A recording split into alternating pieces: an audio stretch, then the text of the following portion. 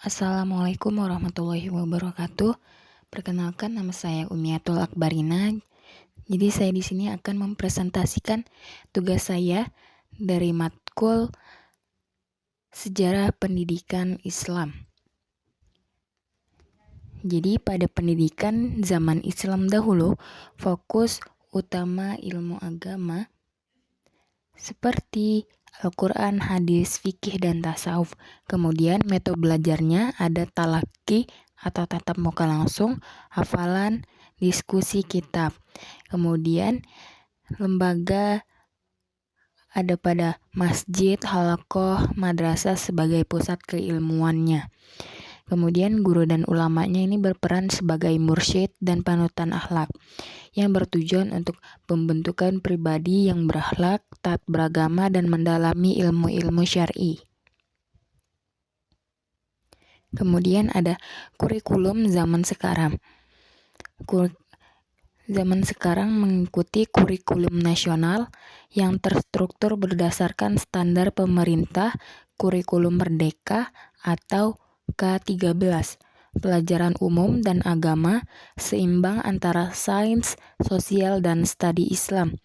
Media pembelajarannya ini bisa berupa teknologi digital, internet, dan multimedia interaktif. Dengan penilaian berbasis kompetensi, ujian tertulis, proyek, dan praktek. Tujuannya mempersiapkan siswa menghadapi dunia kerja dan globalisasi tanpa meninggalkan nilai-nilai moral. Jadi, hasil observasi di Pondok Pesantren Nabul Husain, yang pertama ada integrasi kurikulumnya, ini menggunakan menggabungkan nilai-nilai tradisi Islam klasik dengan sistem pendidikan modern, dengan pelajaran agama seperti kajian kitab kuning, Al-Quran, dan akidah seperti zaman dahulu. Kemudian ada pelajaran umumnya, sains, matematika, bahasa Inggris yang diajarkan sesuai dengan kurikulum nasional. Kemudian metodenya perpaduan antara talaki tersebut, diskusi, serta penggunaan teknologi seperti proyektor dan materi digital yang diberikan oleh guru di pondok pesantren tersebut. Jadi, pesantren Nabul Husain ini bisa menjadi contoh nyata dari harmonisasi dua zaman. Kesimpulan dan refleksi. Jadi, kurikulum zaman Islam dahulu ini menekankan akhlak, ilmu agama, dan kedekatan dengan Allah Subhanahu wa Ta'ala. Kurikulum sekarang ini lebih kompleks, mencakup aspek duniawi dan spiritual. Jadi, Pondok Nabul Husain ini mampu mengadaptasi nilai-nilai Islam klasik dalam sistem modern. Kemudian, ada hasil cuplikan wawancara saya dengan salah satu guru di pondok pesantren tersebut. Nah, terus di sini itu ada pembagian, karena kita pondok, jadi kita ada pembagian kurikulum nasional sama kurikulum pondok ya.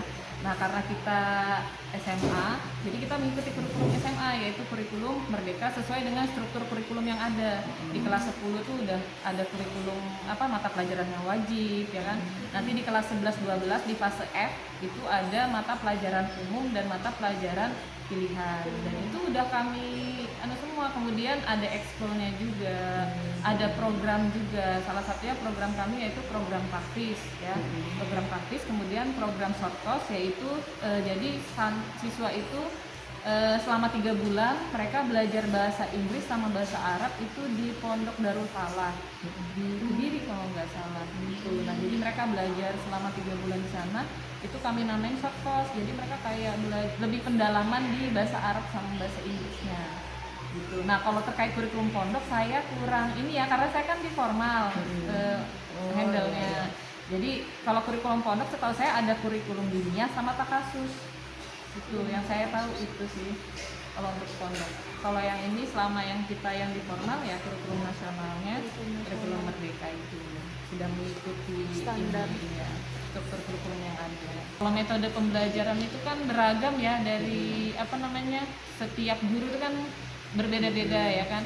Cuma kalau kita kan karena kita sekolah pondok, kalau saya secara pribadi kan saya kimia, terkadang tuh saya sebelum mengajar itu saya memberikan motivasi dulu ke siswa ya kan, istilahnya itu kita kayak membangun semangatnya dulu ya, tentunya itu dihubungkan dengan kecintaan kita kepada Allah ya kan, pada Tuhan. Makanya kan SKL, standar ketuntasan itu kan mengikuti program P5 yang 6 itu kan, yang kepada Tuhan Yang Maha Esa, kemudian bergotong royong. Nah itu semua kan kami kami kembangkan juga, salah satunya juga di kegiatan P5. Nah jadi anak-anak itu dari Senin sampai Jumat itu mereka belajar pembelajaran formal di paginya, itu Sabtunya itu kita fokusin buat pengembangan diri, jadi kayak pramuka ya kan, pramuka. Kemudian karena ada kegiatan P5 jadi kami itu sistemnya blok, jadi P5 itu selalu kami laksanakan di hari Sabtu setelah mereka pengembangan diri ekskul. Nah nanti setelah, jadi kan paginya itu mereka pramuka tuh, habis itu mereka P5 sampai jam 12 sampai zuhur. Nanti setelah zuhur tuh mereka ada kegiatan muhadaroh. Kegiatan muhadaroh tuh kayak pidato gitu ya, menggunakan tiga bahasa ya. Nah itu nanti di setiap bulan itu ada muhadaroh akbar ya. Muhadaroh akbar itu kayak gabungan gitu ya, semuanya itu gabung kegiatannya, disusun kegiatan muhadaroh akbar. Jadi termasuk full sih kegiatan mereka, karena mereka kan ada kegiatan formalnya di pagi, kemudian di siang, kemudian ada pengajian juga dengan yaitu metodenya kan macam-macam ya. Makanya ya diskusi juga masuk di situ, kemudian metode ceramah juga masuk ya kan. Karena kan ustadzanya juga ikut mengajar juga kan. Ada jadwal-jadwalnya juga pengajian itu contohnya. Ya, ada jadwal pengajian dan